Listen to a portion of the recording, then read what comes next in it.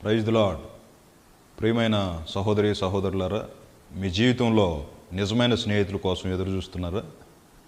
ఈ ఒంటరి పయనంలో తోడు నడిచేవారు లేరని, నీడగా ఉండేవారు లేరని, ఆదరించేవారు లేరని, హక్కును చేర్చుకునేవారు లేరని, ఓదార్చేవారు లేరని దిగులు పడుతూ ఉన్నారేమో. ఈ సందేశం ద్వారా పరిశుద్ధాత్మ దేవుడు నీతో మాట్లాడుతూ ఉన్నాడు. యోహాను సువార్త 15:14లో రాయబడినట్లుగా, నేను చెప్పిన వాటన్నిటినీ, నేను ఆజ్ఞాపించిన వాటన్నిటిని ప్రేమించిన యెడల మీరు నాకు స్నేహితులై ఉంటారని సాక్షాత్తు ప్రభువే చెప్పిన మాట.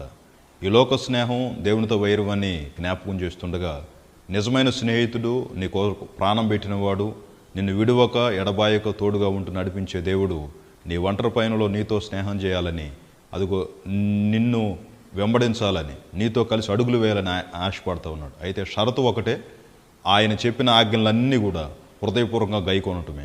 కనుక నీ జీవితంలో ఈ ఒంటరి జీవితాన్ని జయించడానికి ప్రభుతో కలిసి అడుగులు వేయి, ప్రభుతో కలిసి జీవించు, ప్రభుతో సహవాసం చేయి. ఆయన నీకు స్నేహితుడిగా మారబోతున్నాడు. దేవుడు నిన్ను దీవించునుగాక.